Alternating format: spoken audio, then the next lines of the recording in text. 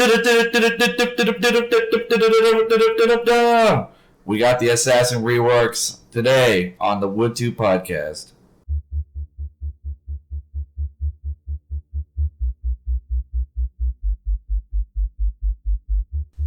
Welcome to the Wood 2 podcast, the only League of Legends podcast on the internet, hosted by me. I'm Vinny. Going to be going right into the Assassin Rework, little emergency special episode for you guys. Just detailing the Assassin Rework came just out of the Riot pipeline, so we wanted to bring that right to you guys. Without further ado, episode 2, let's dive right in. Well, Riot said they were going to do it, and they have tentatively delivered some results, showing the kind of direction that they wanted to take with specifically 4 out of the major assassins in the game right now. Yeah. We got Talon, Rengar, LeBlanc, and Katarina, who have been just overhauled, retuned, and given that personal identity that a lot of the ADCs received when they did the ADC rehaul. We'll start with Talon, just to cover a lot of what he had been done to him, a lot of facelifting. Ooh, if you like Ezio, this will be good for you. I think, personally. So there's like 6 different assassins in Assassin's Creed. I just know Ezio. No, I'm just kidding. There's a pirate. There's a woman. There's Ezio. There's Altair. Yeah. There's Hatham Kenway. Oh, he's a Templar. Yeah, he's there's a Templar. Connor Kenway. There's Connor's a beast. Edward Kenway. Edward's also a beast. There's the one assassin in Unity. I didn't play that. Isn't there a chick too? I never played. Isn't it for the PSP? Yeah, in the PSP version. I think there's a woman assassin. A chick. There's Sorry, I don't mean that like Assassin's Creed Chronicles in China, and there's Jacob and Evie in Syndicate. There's like you play like 9 or 10 assassins throughout the series. It's dope. Ezio's still the best, though. I'll give you that. And then there's a movie coming out too. That'd be good. I'm excited. What the movie doesn't have, though... You were making fun of the whole trailer the first time we saw it, man. No, I was hyped. No, you were making fun of the whole trailer. I specifically... I only wanted to see one thing, and it was the hay bale dive. And the iconic you said that, eagle dive. You were making fun of it until they played Kanye in the trailer, and they're like, okay. I remember being there like, oh man, he didn't even kill no one. And then like, oh, look what he's doing. He's collecting all 100 feathers right now.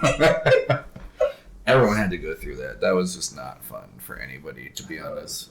To collect all 100 feathers. I mean, I didn't do it. But I'm not a completionist when it came to games. If I beat the storyline, I'm done most of the time. Unless like the DLC is enough for me to revisit the game, then I will. Really? Yeah. I like to do as much as I can without like...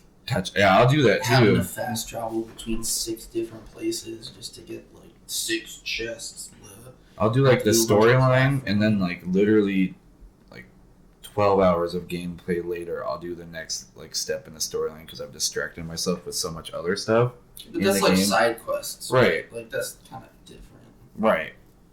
Well, you just oh, look at the happy little trees and happy little clouds, and every time there's an in-game game that I get lost in for like 10 years too. Like what was it called in Black Flag? That game was so hard. One of the Pirates games were difficult. Like the backgammon type of game? Yeah. Yeah. Not my forte. Dude, Gwent. Gwent is good. Although it's a card game which I never succeed with. But they're fun. They are fun. When you win, most of the time. Anyway, Talon. Yeah, what are we doing? Talon's Riot's little project. How have we done this again? We always do this. It's only 4 minutes. It's whatever. Yeah. But Talon has gotten a nice little facelift, a little nip tuck action, if I do say so myself. Riot's little project, I like to call him. His passive's been replaced. He now. Good. So this is a very unfamiliar, way that the direction that Riot's been doing things, but they gave Talon a 3-stack passive. Who knew? I think before we get into the details, though, we should kind of go over what direction they're wanting to take each of these. Because right now, like if you look at Talon and you look at, for instance, Zed in their current state, right? It's a lot of overlapping. Yeah, it's like a big old diagram. Yeah, it's like a circle. It's like a circle. He's like a essentially, big old circle. except one circle does the job way worse. And I mean, in that sense, it's bad though because both champions don't have their own like personal identity. Well, and that's kind of what I believe Riot's going with the whole Assassin Rework, is to make sure every champion has its own unique identity and playstyle. It's kind of the general direction they've been taking rather champion design throughout the last couple of years, which I think is really good. Yeah, Ivern's off the wall. Yeah. Never before seen. His favorite color is spring too. Yeah, if you didn't know. So yeah, with Talon, they wanted to emphasize the fact that he is a mobile assassin. Yep. Yeah, they gave him a lot of mobility tools. We'll get into those, the finer details. He still keeps the whole blade theme, of course, but when it comes down to it, I think they really focused on giving him a huge mobility tool, especially one that's iconic versus other champions. And I like it. It's really unique. Yeah, it's really unique. It looks really fun to play, and yeah, I am terrified in mid lane, obviously, but it's really cool. So let's dive into Talon. Let's dive into him. Yeah. Dude, something, blade in a heart. I don't know the whole quote. Let's get in that cloak. Can we do a champion quote? Is that against the rules? No, don't do a champion quote. Come on, man. So like I was saying, his passive has been replaced. His the bleed effect, that he used to have on his Q, or currently has on his Q, when he attacks the target, it'll bleed. It's now part of a 3-stack passive. If he does any sort of abilities to an enemy champion, the 3rd stack procs the bleed, as opposed to it being on his Q. Pretty cool. Yeah. The cooldown, of course, numbers of damage and whatnot are in the mists that we can't see through the fog of war, so to speak. So and it's really cool because it really is promoting interactivity with the your opposite laner in the mid lane. Like right now with Talon, you just kind of rake. You just cast your W as many times until you can get them to half health. And then if you kill them, you kind of win the game. Yeah, you can snowball really easily. But if not, you're just really far behind. Yeah. So something like this with the 3-hit passive really encourages you to actually get in there, get that damage. You stick to them so you can get the 3rd stack and whatnot. I like it. That's really good. Yeah. His Q's also different as well. So the targeting is reminiscent to me of Darius's Q, just because it has 2 different zones of effect.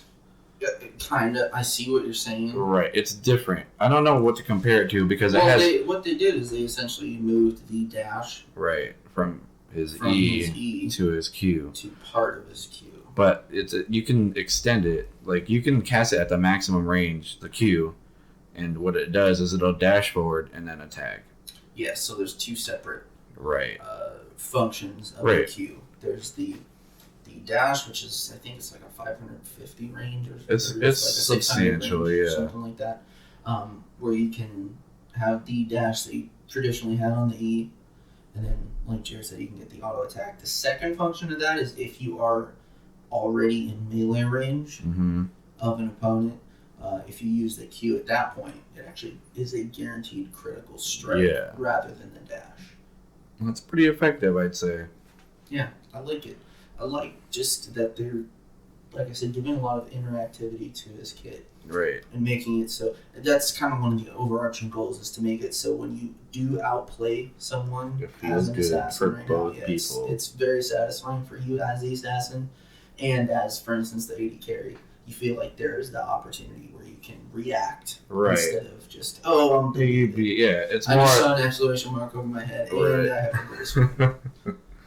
Yeah, Talon, I guess, like in this current state that he's in, struggles with that.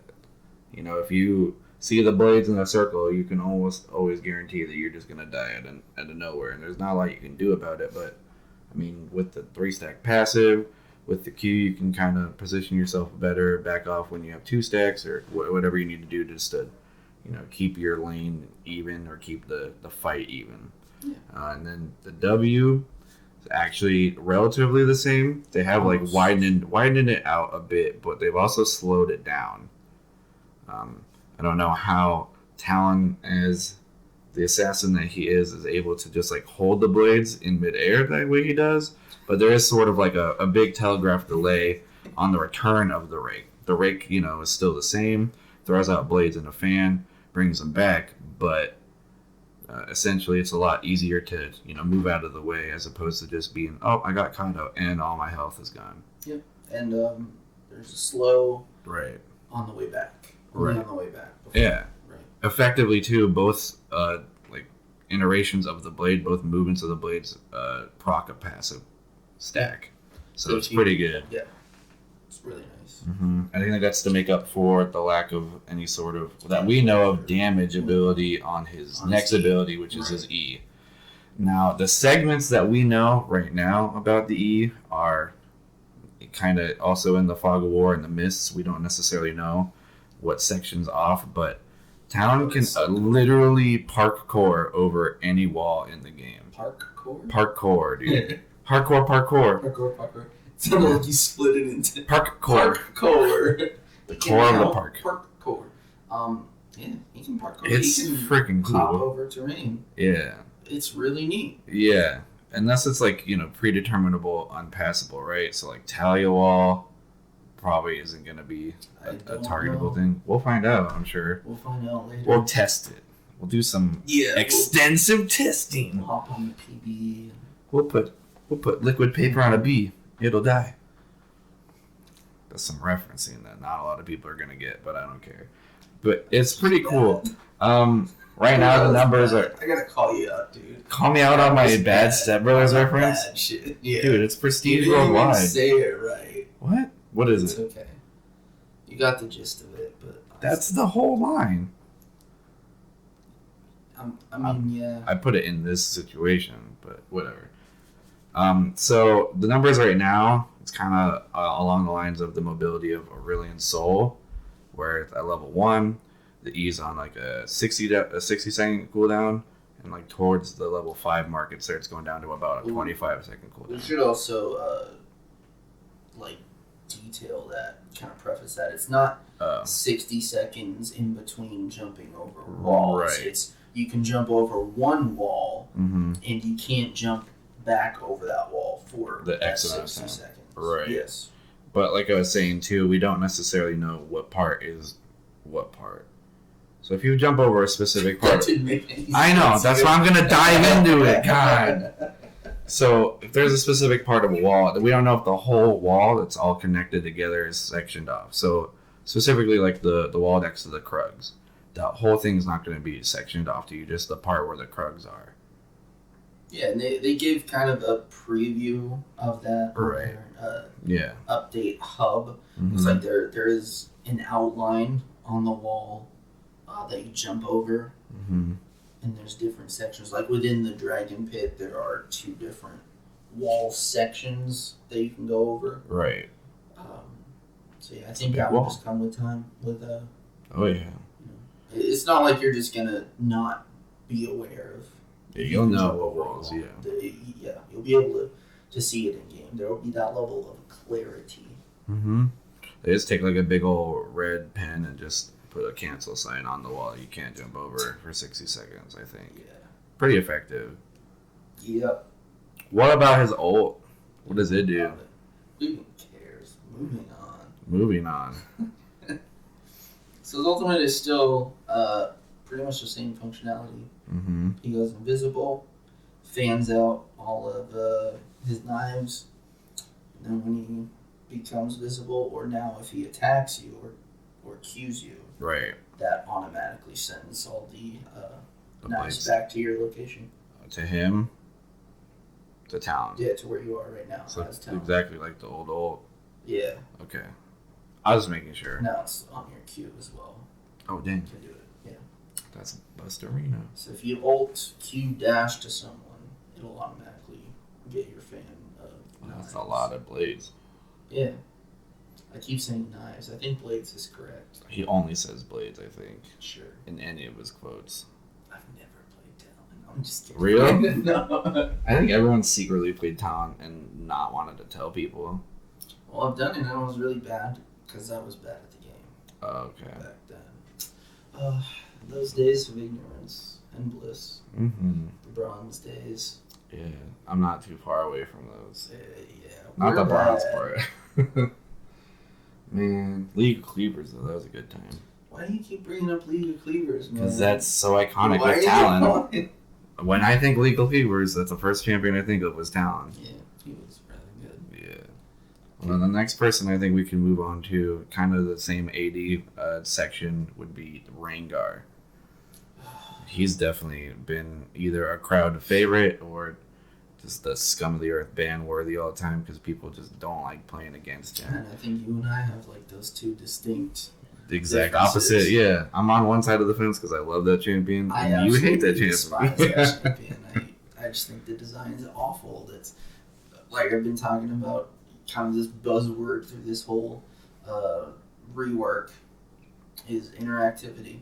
And right now, what's Rengar's interactivity? Put down an exclamation point and you die. Yeah, and personally, even with my favoritism towards the champion, a lot of what they did is making me questionable that that's just too much saturation to his kit that he doesn't need. But we'll get into that. Yeah. So passive. Bone tooth. Well, also the range on his leap. Yeah. Has been buffed. And he gets a ferocity stack every time he successfully leaps on someone. Pretty good. It's 650? Yeah, 650 or 625. Out of bushes, and now it's up to 775. It's big. It's a big kitty leap. That's huge. Mm-hmm. And then getting reward. Yeah. And you'd be like, oh, I guess that's okay that he gets one ferocity stack because he has 5. No. Now he only has to get 4. Yep. So that's another thing too. And then something with the bone tooth necklace. Necklace got reworked as well. Right. So it's up to 5 stacks now, and it's unique for each enemy champion you kill. So if you're killing that enemy Jhin 2 times, you're only going to get that first stack for the first time you kill it. You have to kill the jungler to get a second stack, mid laner get a third stack, etc., until you've killed each member of the opposing team. Yeah. Until you get 5 stacks, and you get a flat amount of damage for each stack and a percentage of total attack damage. Yeah. As well. And at 5, I believe it's 30% bonus AD. We'll see if that remains consistent. To be honest, we'll see if the numbers. Again, everything here is tentative. Nothing's completely set in stone yet, numbers wise, because there's still room for them to, tweak it, right? Yeah, test some stuff out. Exactly. Moving on to his Q, which is, I think, a good move in the right direction towards interactivity.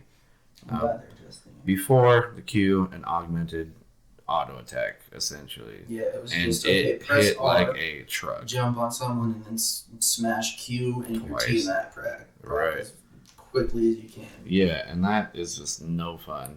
Except for the scum Rangbang player. Is it even fun for the Rengar player? Not very often. Same button combos? I don't think so. I don't think that's very enjoyable, for gameplay, for me. But the way that they moved his Q now is it's a arc. So he arc slashes and then does an auto attack in one direction towards the center of the arc. Yep. Pretty cool. Yeah. I think it's really cool. I think it's and it's a skill shot too. It's definitely more balanced. Right. Balanced. Hell yeah. It's cool. So yeah, he does have kind of like this arc around his immediate front facing area. 180 degree arc. And then that's it's almost like a spike in the middle, essentially. Yeah, he does like a little dash forward. Right. And the ferocity bonus is just it does extra damage towards the person in the spike and the people in the arc. Yeah. Pretty cool. Yeah. W, relatively the same, but I feel this is where I struggle with the most. Like, it's kind of the same concept. Like, your W is still your healing ability, but it's also better without ferocity stacks and with ferocity stacks. The healing part, I agree with. So what they ended up doing was... I think it's too much. What they ended up doing was they made it sort of like a Tom Kent Grey Health sort of system where in combat, he has a certain amount of damage given to him by whoever. If he does the roar, he gets that whole health back that he'd missed.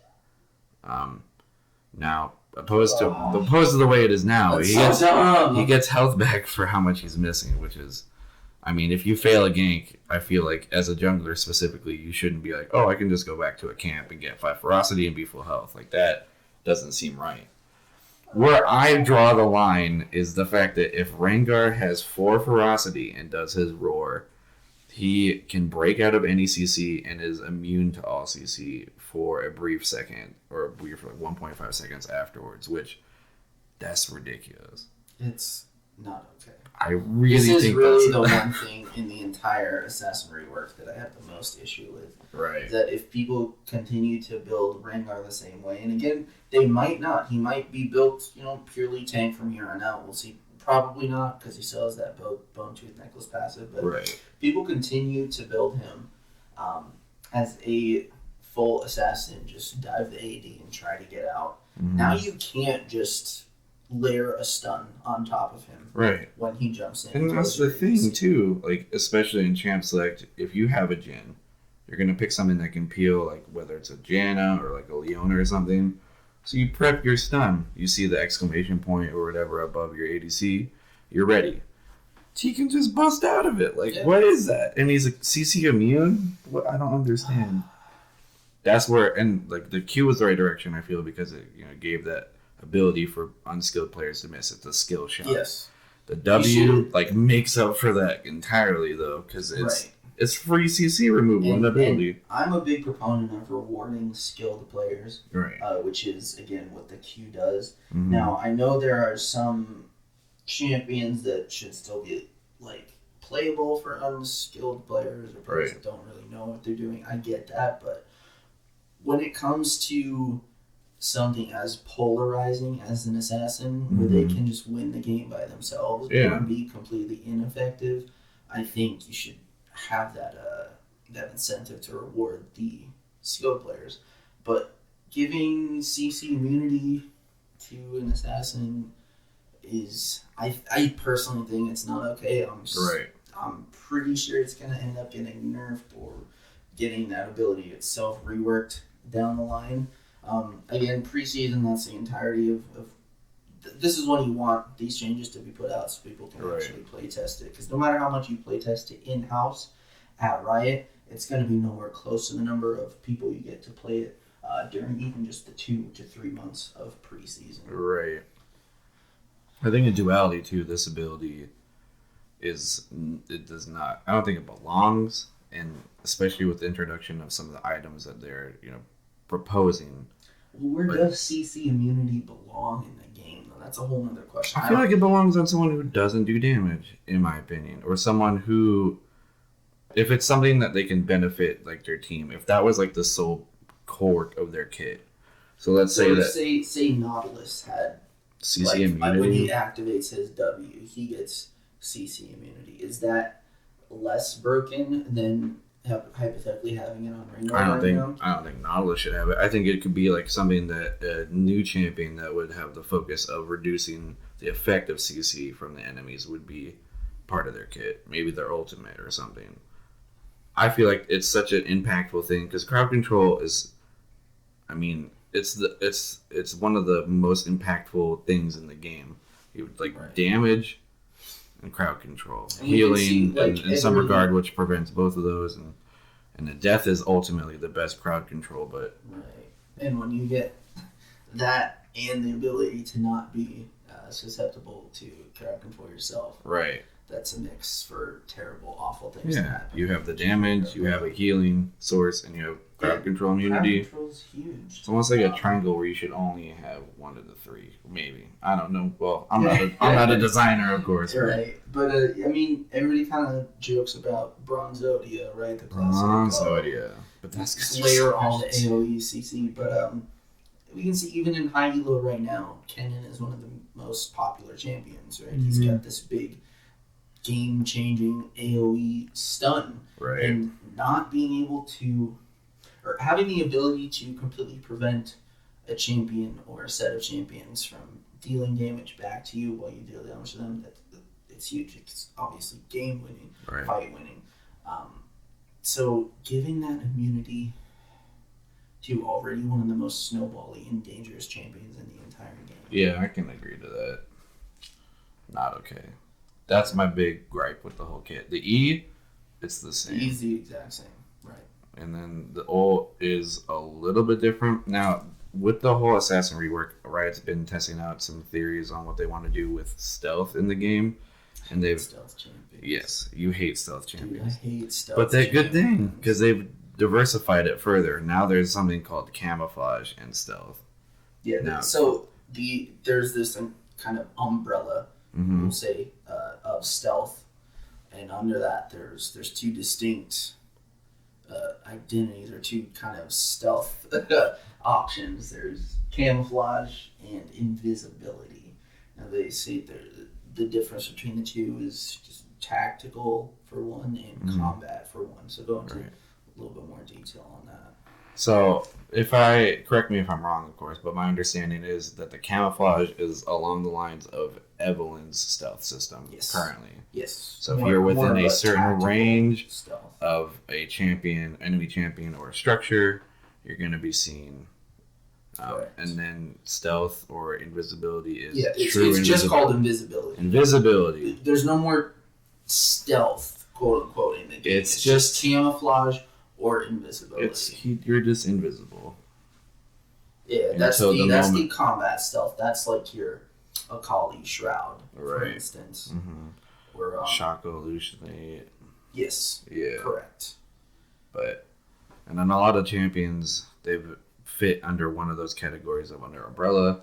With Rengar's ult specifically, it is sort of a hybridized of the two, I feel.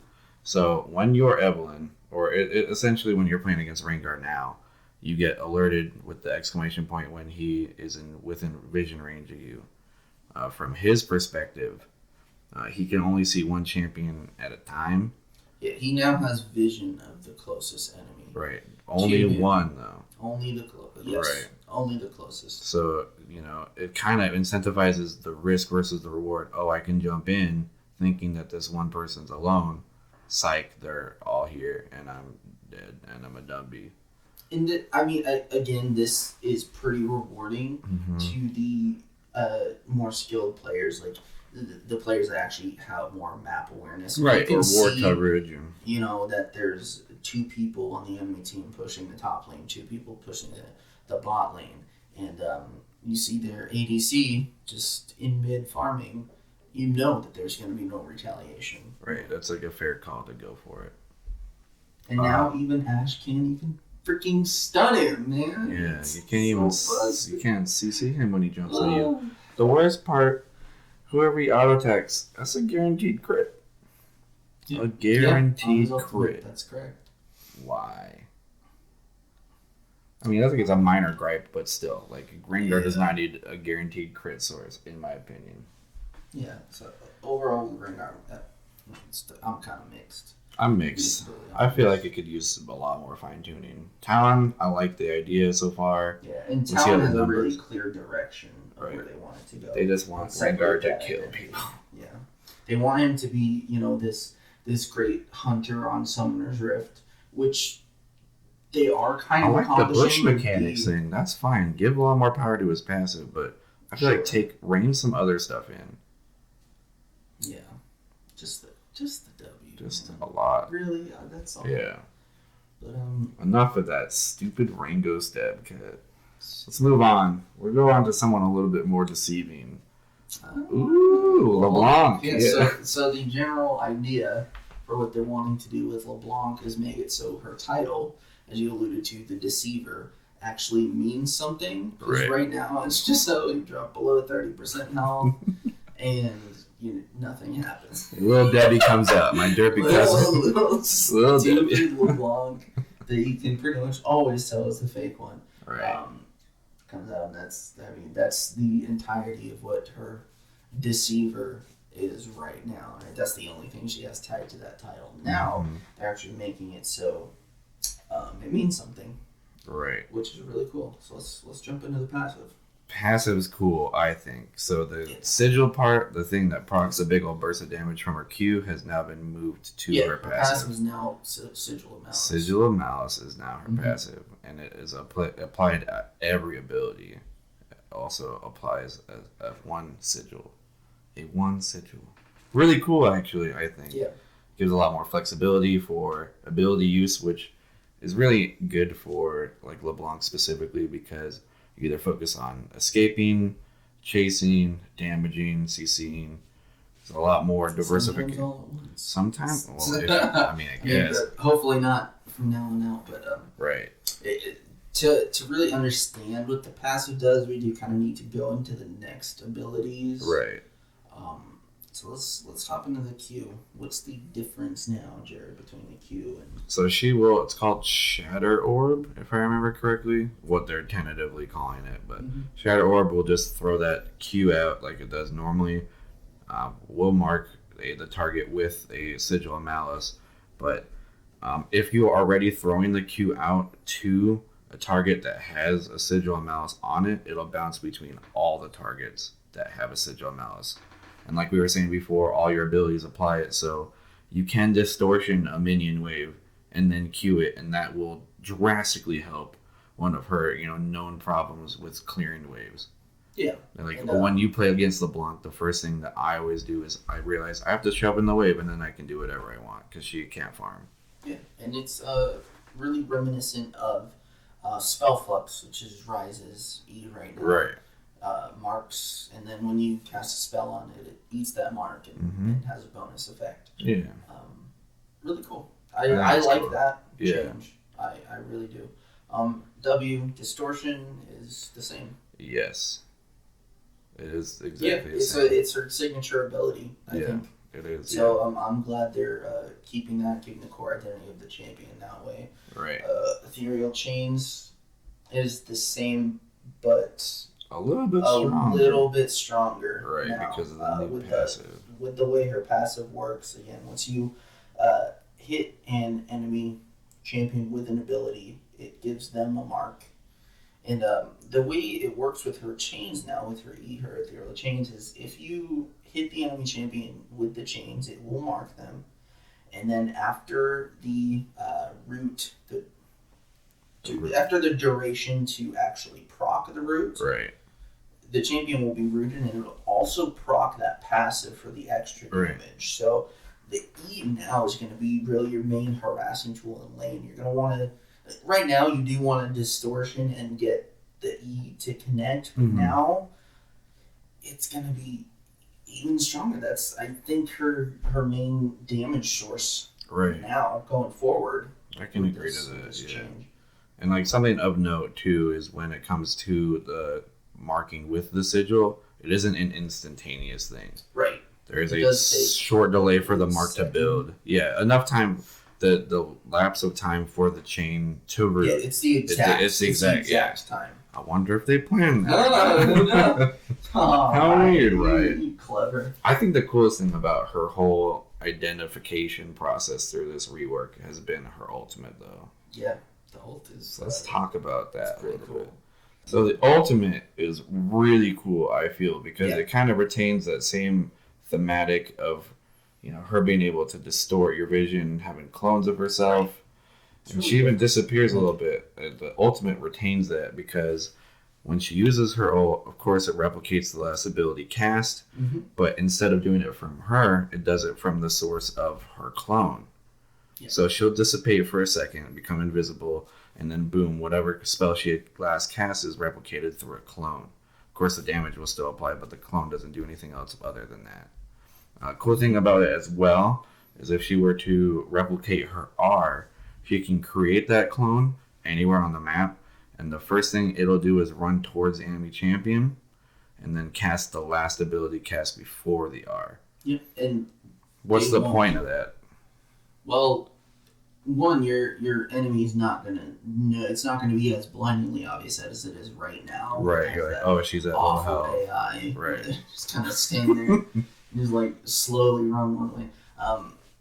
What the point of it running up to an enemy champion and mimic casting the last spell is to really just kind of, one, catch the enemy off guard, make them uncomfortable, and to give that sense of you're everywhere. You're a trickster. Yeah, you are a trickster. But also a big part of that is it has the opportunity to make them waste a summoner spell. Right. If you're just recalling in top lane behind your turret and you see a LeBlanc come at you and throw their ethereal chains and you're at 25% health, you're gonna flash. Right.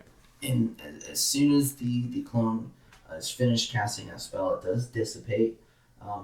So you can, you really are the deceiver. Especially with all, really the cool. PTSD we've all suffered. Yeah, everybody's been there. Everybody remembers the old LeBlanc with the silence where you just die. Yeah. We've all experienced that, so it's really cool. I like it. Gives her more of a distinct identity to line up with that title. She really now is the deceiver. The deceiver. Yeah. It's cool. Someone who's not been a deceiver, one of the flashier assassins in the game, both in cinematic and most of the time for thematic play. Katarina. This one's exciting. Some Noxian fortitude right here. I really like this. I like the way they like the direction they're taking. Hell yeah.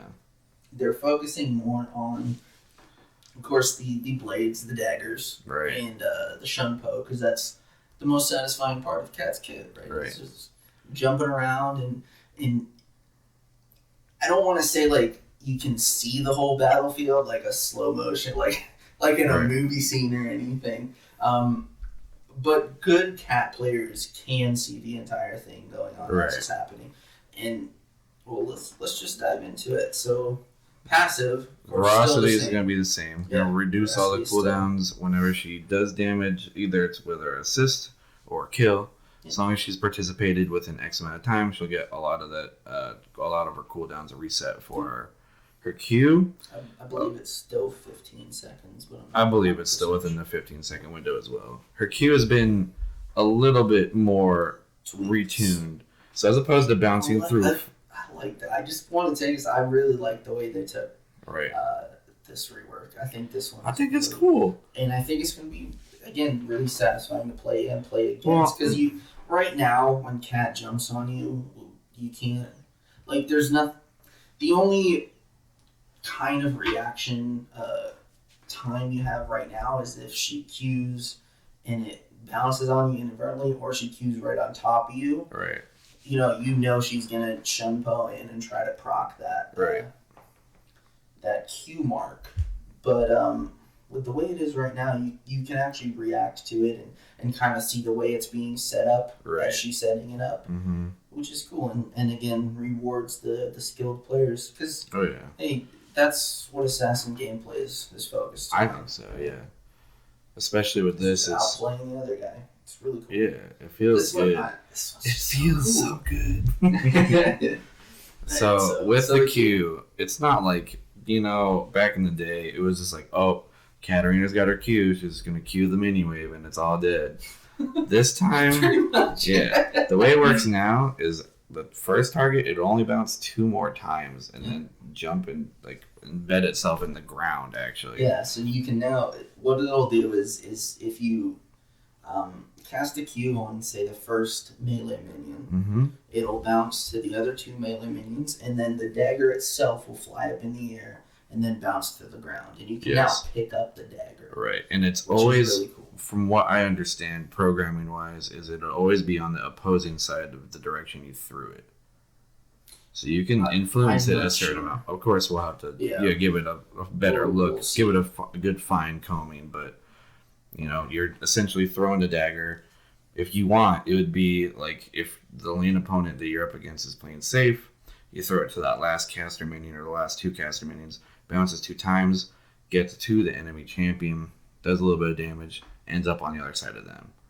Now, it does have a lot of interaction with the other abilities as well, so we'll get into that. The whole kit's really fluid. You can't really explain one ability without tying it into the other. So as we said, you can pick up the daggers now, and that's one of the cool things. That's I think it's a tooltip on her Q and her W, but now when you pick up the daggers, it'll proc the old Sinister Steel. The old Sinister Steel, her old W. So It's really cool. So you can actually do that, like we said, using the previous example, queuing the first melee minion, hitting the other two, and then you can walk up, pick up the dagger, do damage to the whole wave. Extra AoE damage.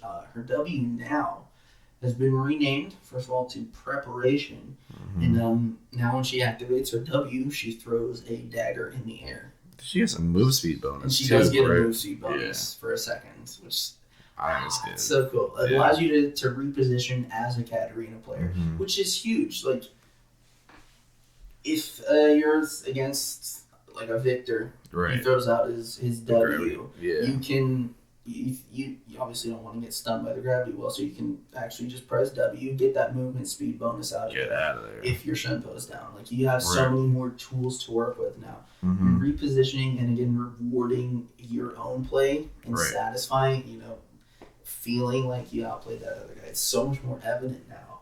And I think it, of course, like you were saying, ties in, all the abilities tie in together with this dagger mechanic. But the E, the Shunpo. Of course, like Vinny was saying, whenever Katarina does pick up a dagger, she's going to do the old Sinister Steel. Cool thing about it is when she Shunpos to a target, if there's a dagger nearby, she'll automatically pick it up, and it immediately reduces the cooldown of Shunpo by a certain amount. I know right now, tentatively at level 5, it's like a 96% cooldown reduction. So you literally throw the Q at them, get behind them, get that Sinister Steel proc, have the W from before, knowing that you were going to go in, so you could literally Shunpo back to the dagger. And you can Shunpo to daggers now. But really cool. In replacement, they're tentatively putting that you cannot Shunpo to wards anymore. So the dagger kind of is the placeholder for that when it comes to, I'm safe because I have my W and my E up. I can Shunpo out to my W or whatever. That's pretty cool. And another layer of the Shunpo, because that's kind of, one of the biggest focus, like we said, is the daggers and the Shunpo of her. Right. But now when you target, or when you hover your cursor over a target on Shunpo, you'll actually go toward, when you Shunpo, there's a direction land. You'll land on the direction that you input the command. Right. Oh, some smash terms. It was some DI terms, dude. Some DI to get real technical with it, which is really cool. I think that one, and I think that'll take the longest to get used to. I think that's like the biggest the skill mechanic. If you can position yourself to be, if you're, say, on blue side, right, and you're the mid laner. If you're Shunpoing at the enemy mid laner, and you target them and end up on the side closest to your blue side, right, that just makes it so you can do that, and then W, get that move speed out, so you have that quick trade. Or if you're wanting to all in, you can Shunpo behind them, put that input in, and then have that. That gives you an extra, say, auto attack, for instance. Just really cool. I think there's so much skill and, like I said before, fluidity within this kit. I just think this one's probably the best, the most well done. Right. It's something that I'm going to be bold. I'm going to be bold enough to say, and definitely an honor enough to test. But I think with the direction that Katarina is being pushed right now, Diana's not going to be a problem for her anymore. Yeah, we'll see. I'm not a huge mid lane matchup expert, but I think generally, like, the consensus is, if you want to beat Katarina lane, if you see Katarina being purse picked, you either pick like someone who can outrange her, outpush her, or you pick Diana. Well, Diana's isn't a big part of that. Also, the instant CC with the E, the moonfall and whatnot. Yeah, that's pretty big. Yeah, no, I get that, but like.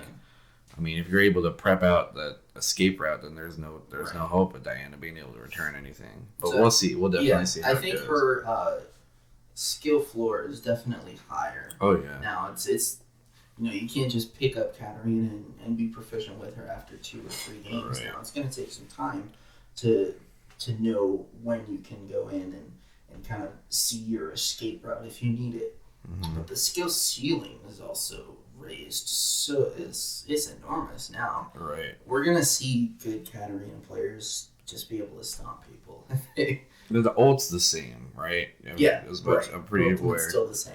Now, and this is of course tentative, just like much anything else. But going through a lot of like the PBE notes and whatnot, there is quite a bit of AD scaling on all of her abilities, much like she's always had. But I mean, I'm just saying, the AD Katarina coming back, baby. Tank Cat, let's do it. It's always been on the fringe. The boy is gonna come back strong, and you know Let's it. go. So those are the big four. Mm-hmm. There's 6 other mini reworks. Well, not even reworks, just kind of Some QOLs, quality of life changes. Little stuff they're changing on some of the other more prevalent assassins. Right. Fizz is ultimate now is going to get bigger depending on how far you threw it. Right. So if you get it at the full range, it's I assume going to be obviously bigger than what it is right now. Big shark. It's not even a shark. Whatever. But yeah, if that based on the way they've adjusted other similar abilities that grow over travel time, Right. it's probably going to be smaller at first, right. like directly in front of him. But obviously, to increase the margin for error. Exactly. So you can't just have that same size no matter what next. Zed. Everyone's favorite master murderer. Yeah. Zed. This is an interesting work in their direction. I don't know how I feel about it. It scares me a little bit. Yeah, this one's kind of polarizing. Anytime Zed's popular or good, he's really polarizing. Right. Just because the way he is. Right, this is the way he is. Right now, what they're trying to do is whenever he kills an enemy champion with Deathmark, which is the ultimate, they'll actually permanently gain a portion of their attack damage. Oh, okay. Now, with that, I do feel like I should mention that the trade-off with that is that there's no longer the passive percentage AD scaling on his W, so he's not going to be able to just double dip in that and ult a level 16 Jhin and then have like. I was about to say, welcome back to the Jhin Zed matchup. I have 500 AD, and I just fed Zach. Cool. Yeah, so it's not going to be that snowbally, but we'll see how that one works out. It could be really scary. Right. It could be underwhelming or absolutely terrifying. I like this change because this is one of my favorite champions. I like Akali a lot, and what they're ending up doing with her is that giving her a little bit more mobility, not just focused on her ult, giving her the ability to blink a little bit, short distance whenever she gets that Twilight Shroud down. And she kind of leaves it in like her original location from where she blinked from.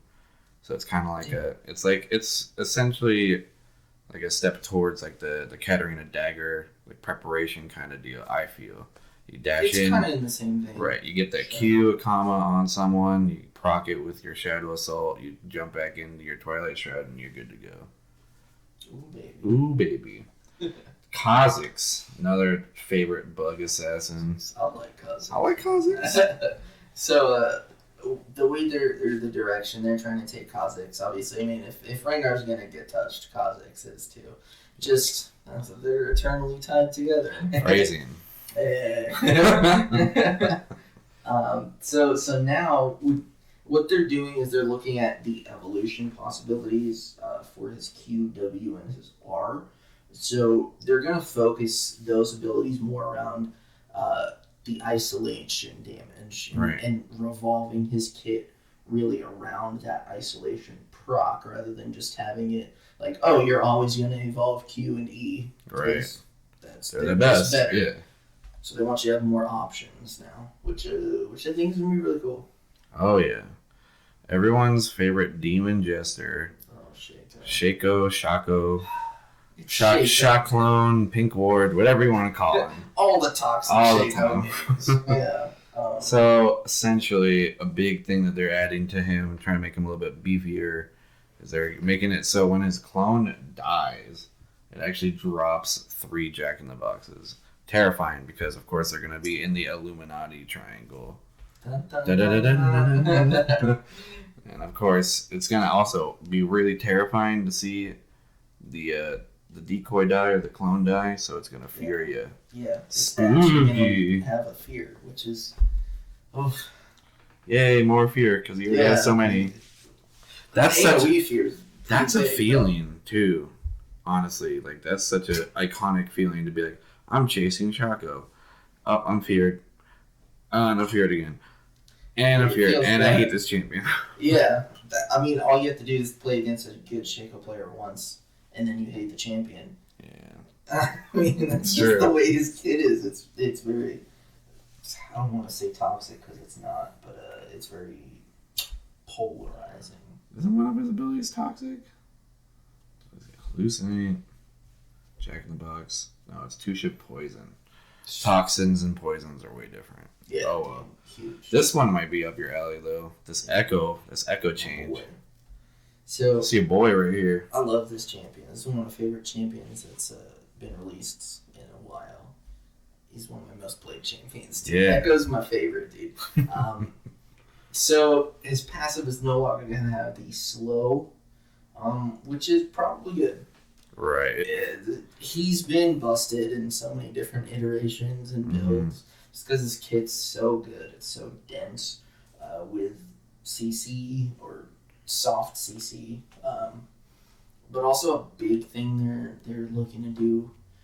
And we don't have too many details on exactly what this means, but we can kind of have an idea. Right. Is that his ultimate Chrono Break is actually going to trigger parallel convergence, which is the big AoE stun on his W when he activates it. So what we can gather from that is when you ult back, you're going to ult and stun whoever's in an AoE. Yeah.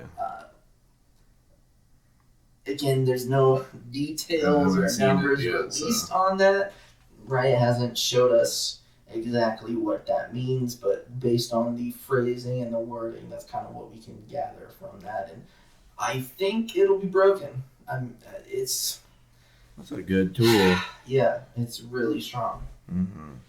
I think it's going to be like impactful because, when it comes to Ekko, there's zones of you can't go here because he like wards off either a part of the team fight or like he essentially, with how much damage he does and his stickiness with his Z drive resonance, and he like essentially just forces the team fight to be divided.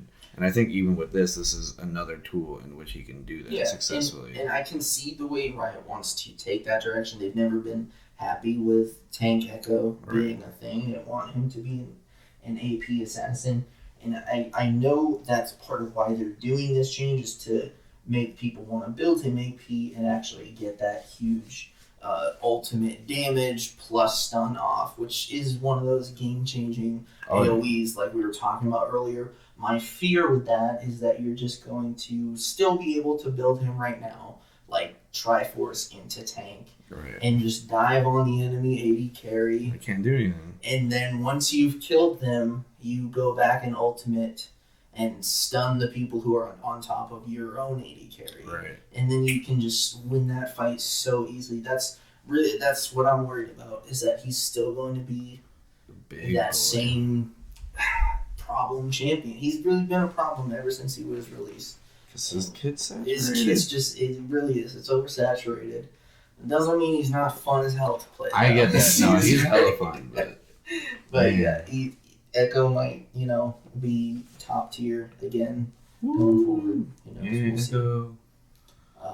One of the other big changes with the Assassin Rework, itemization is getting a touch as well. And this, I think, is the last thing we need to touch on with this whole... Again, there's a lot of content change here. Right. But we're going to get a little bit into the items that are going to be affected.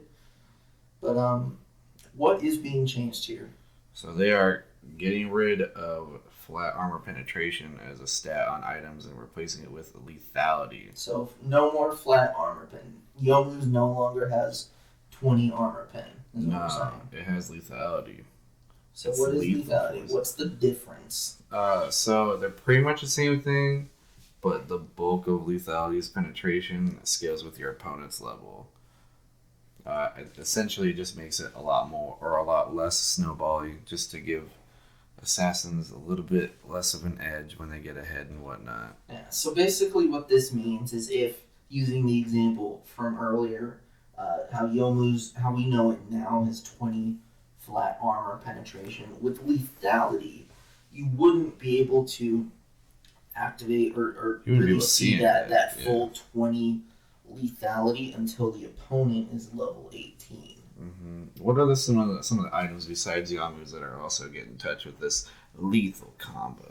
Well, one of the items that, or one of the mid-tier items that builds into it, Serrated Dirk, is now going to have lethality as a stat rather than, of course, armor penetration. Okay. It's also going to give you some out-of-combat movement speed. Whoa. Which they're giving to a lot of the items. Apparently. There's a few, but there's that Serrated Dirk. Next is the Poacher's Dirk. So, I like this item. Yeah, you don't. Well, I don't think it's gonna be very good, but you even said it last episode. You're a big fan of Poacher's Knife. So I'm a fan. I knew it. I made this happen. Existence. I just made this happen. Thank you, Ryan, by the way. But essentially, it's going to be just something that builds from a longsword, most likely, with a little bit of gold. And when you successfully, poach or steal enough enemy jungle camps, the Poacher's Dirk turns into a Serrated Dirk. Kind of like the Pharaoh Flare, kind of like a Pharaoh Flare treatment. So, I mean, the benefit of that obviously is that we can presume going to be a lot cheaper. Oh yeah. Than the Serrated Dirk. How much is Serrated Dirk? 1,100. It's 1,100. So if, it's like a longsword plus 200 gold for the 550. Where it's at right now on the PB, it is a longsword plus like 350 or 400. Okay. Is that gold efficient? No. Well, it's really not. If you have the opportunity to get all of the opponents, it's only 3 on the PB right now. Well, if it's only 3, still, you have to think about the champions that are going to build this item. Shaco. 100. I would build this 100 times on Shaco. I feel like a team out would still be more important, and if you're buying this, you're delaying your jungle item even further. Right. That's if this doesn't build into that already. That's fair. That's still up to preseason. They usually change some build paths for items and always change the jungle because it's never good, but we love it. It's never satisfactory. But if you're taking the time to build the longsword into the Poacher's Dirk, you're delaying your other item power spikes even more. Right. Again, if you can get this item and capitalize on it, if you can get some really creative pathing, or for instance, trade, in professional play, right. A lot of the time the junglers will get their blue buff and the opponent's red buff, and they'll both kind of trade that side of the map. Right. Then this might be a good item. It might be good in that case if it's still 3 cams. Right. But if it's 4 or 5 or 6, I feel like it's a lot more difficult to make it work. You're just setting yourself behind now to be even later. Right. And that's not something you want to do as a jungler either. Right. Because you're losing and that's something that was been broken down to me, is you A, have pressure in lanes, or you're farming. Well, you want to always do both. You always want to do both, but if you're setting yourself behind, then you have to make it up either way. Oh, and another thing, as a jungler, you don't want to be basing every 2 minutes or every 3 or 4 minutes like you would as a laner to get. Right. I have BF sword here. Now we're gonna go farm until 1300 to get a zeal. You want to be out as much as you can, so the enemy doesn't know. Right. Where you are. You don't want to give the opposing jungler an opportunity to go take your camps and get his own and put wards down. You generally want to be out of the base for a really long time. Right. And we'll just see how this item works out, when it actually comes out. We'll do some testing. We'll see, but it's a cool concept. I just don't think it's necessarily right for junglers that would potentially build it. Okay. Next controversial item. This is really railed into the Poacher. Yeah, you really did. 5 Poor Dirk, dude. This is an item we can both agree that we don't really feel like it belongs. Yeah, it's really tough to balance, I feel. It's called the Edge of Night. It's got, of course, the lethality on it, attack damage, out of combat, movement speed, a little bit of MR. The active is the most impactful part. This is dumb. You channel for 1.5 seconds right now, and you have like a 3-second CC immune shield, like a B-Veil. Yeah. Whenever you want. You channel, you build your Serrated Dirk and Right. X item Right. into this Edge of Night. Mm-hmm. You get the AD, you get the lethality, and like you said, the out of combat speed. And you get this active where you can channel and get a free Banshee's Veil. Now, that is busted. Yeah. Put it on Pantheon, I dare you. Pantheon is, and you know, we'll talk later, but... Put it on new Rengar, I dare you. Right? Pantheon will now have a way to block 3 auto attacks and a spell. Yuck. Within the course of 3-4 seconds. That's not okay. It's not okay. I don't like that they're taking away those windows of counterplay that you have against assassins. Because against assassins, it's very brief. They have very low cooldowns, and their power spikes are really defined. So if, you know, a Zed comes back and he's finished his... whole rotation and whatnot. Well, if he's finished an item and he has his cooldowns up, he's going to want to use that rotation on you and try and kill you. Now, the only counterplay you have are those windows, like where he's dashed in and ulted you to CC him so that, he can't go back. Now he has to try and kill you, and now you have, you know, the ability to retaliate. Right. With something like this item, where you're giving them that free spell shield, you're taking away that window of opportunity you have to counterplay. You're taking away the interaction. Exactly. Which I don't know, it really counteracts everything that they were doing with the champion reworks themselves. Right. And I almost feel like this item is, and of course with the lethality, you would assume that it'd be good for assassins. If they were to put it in sort of like put it on an ADC's way to make it so they don't get immediately blown up, that I think would be a better set. Yeah, and we can see, like, armor penetration in its state right now, a lot of ADCs rush like a Youmuu's because the flat armor penetration is so strong. That's one of the reasons they're reworking that stat into lethality, but if it's still strong enough and something like this item is able to be bought by an ADC, even as, you know, their 5th or 6th item, because by that point, the lethality will be fully, like, everybody's going to be active, 18. Right. You'll get extra magic resist, and having that spell shield on demand, rather than just the Banshees where you have to wait 45 seconds and you're building a bunch of stats you don't need. Right. This covers that for you. This it's really strong. I think it's one of those items that's on a nice edge of balance. It needs to be tuned perfectly. Perfect time for it. And we'll see. We'll see. Another item that's getting a nice little twist to it is the Duskblade of Proxar. I like this item a lot too. I think it's very cool. So on the build path, most likely to Serrated Dirk. Whether or not it sticks with the BF sword theme, we'll find out. Yeah, but essentially it still gives that AD punch. It's going to give you lethality, the out of combat movement speed like the Dirk does. The passive, though, after being unseen, you get an auto attack with true damage on it. Say what? Yeah. What up, Rengar? Man, true damage has always been an issue, right? Oh, yeah. Always. Spirit of the Elder Lizard a few years ago was being built. On everybody. Literally everybody. Yeah. Anyone who was able to do a damage thing. So they had to nerf it. Burning Bush's Ira, dude. Oof. Oh, baby. Love that. You ever did that? No. It's fucking good. Hell no. But true damage, of course, is problematic. So this is another one of those items that needs to be balanced really well. They need a lot of time and a lot of playtest, a lot of It's literally gonna be on our hands, like to be good enough community feedback with logical reasons why this is good and why this isn't good. Yeah, we can't just go on Reddit and say, "Lol, this is bad." Lol, hey, Cutie Pie said this busted. is bad. Yeah. Sorry, Cutie Pie. Right, but... we need definitive reasons, clear reasons of why and arguments.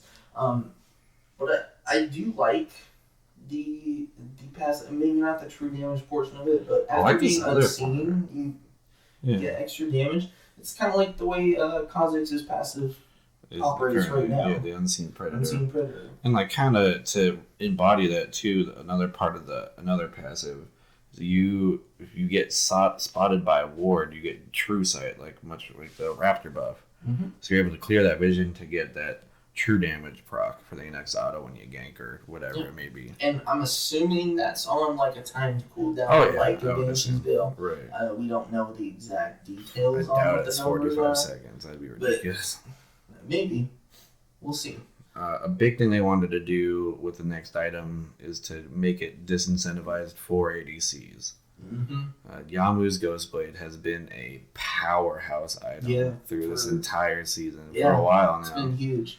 It's been really most popular in, I'd say, the last 6 months. Oh yeah, it's just skyrocketed. It's the first buy on so many people. So they're just completely eliminating the fact that, well, of course, with the lethality coming in, they're removing the armor pen, giving that lethality.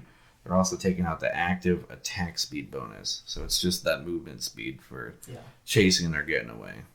Good. I think it's a good move. Good move on their part in the right direction for making this item a lot more identified. Right. When I think Youmuu's Ghostblade, I don't think of someone with a bow. I'm sorry. Or a gun, or two guns, or, whatever. Yeah, and historically, before this season, it was like this 2,500, 2,600 gold sink. Right. Where you're not, like, fully committing, 3K. Before it had Avarice Blade, though. It seemed back then it was literally like just a Master Yi item for me, or like a Pantheon item. Bad. I'm not saying it was good, but it was never like this big power spike item. I think they're trying to, like you said, take it out of that tier S, like that S tier, the just not fair tier status of items. Right. Because it's just so much better than everything else. It's like Zizora Portal used to be before they fixed it. Oh. Zizora Portal was a must-buy on like 3 or 4 people on each team, and it was annoying as hell. 100 gold, and it had more health, and it was bad. And then the cool thing, and this is something I think is cool because it does open up the window for assassins to be counterplayed. When you are an AD assassin mid lane and someone is a big bursty mage, what's the first item you build? Hex Drinker. That thing like literally seals the deal on whether or not you're going to win the lane by you rushing that and then getting that serrated dirk with the armor pen. You getting that Maw, your lane. You don't have to worry about your lane matchup ever for the rest of the whole time. Right. Now, it's not for assassins. Supposedly. It doesn't build out of the dirk anymore. We'll see. It's going to build out of the hammer. Out of the dirk. We're assuming it's still going to be out of the Hex Drinker. But it's going to be built out of Caulfield Warhammer instead. So we can assume instead of the 10 armor penetration, that's going to be swapped out for 10% CDR. Possibly, yeah. I would only assume so. That does make sense. Comes on the Warhammer, so. Which we'll see. I mean, we'll see. It could still be really good. Right now, it's one of the most cost-effective items in the whole game. Right, and you're getting so much with it. When you build that item, you are getting armor pen that you need as an assassin, which is an offensive choice. AD. Right, an offensive choice. Yep. You're getting MR, defensive choice, and a huge shield, which is a defensive choice. Is enormous. If you can get that to last for, I think it's like 4.6 seconds, then you've gotten like way more gold value than the item actually costs. And when it comes to an item like that, it gives you the best of every world, every situation you would want out of an item. So and that's why it's good that they're adjusting it. Super good. I think it's still going to be really powerful because CDR is good on pretty much everyone anyway. Right.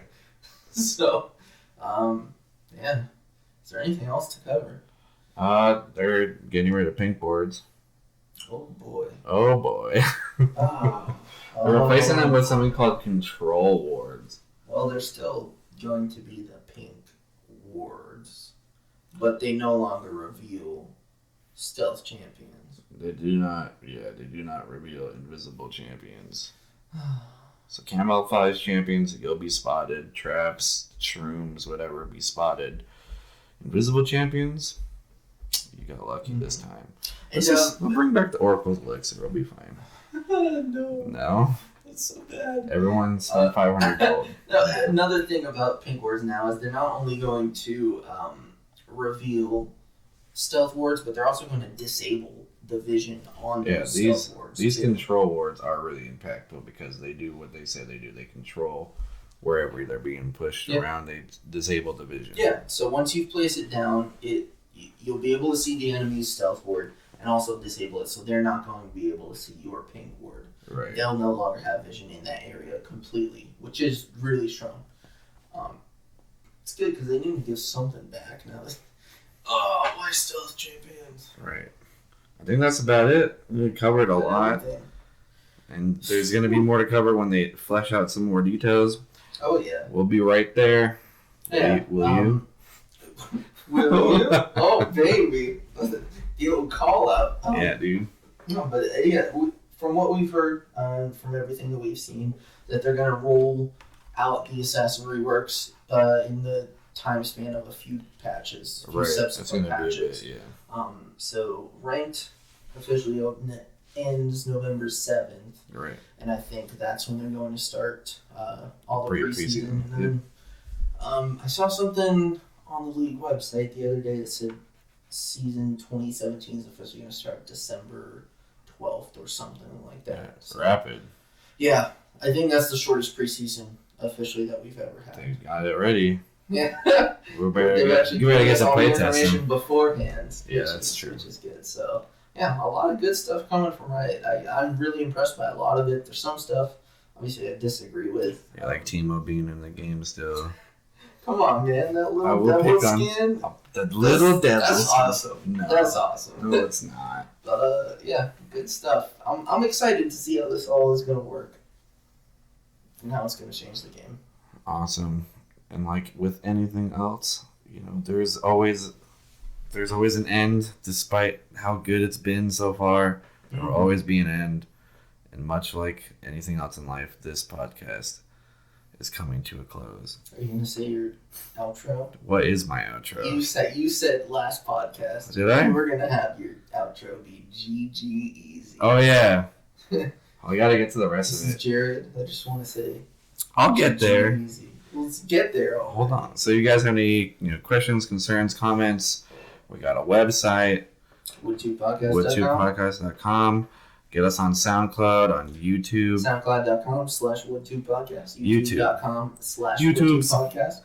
Hit us up on Facebook. Facebook.com/Wood2podcast. We also got that Twitter.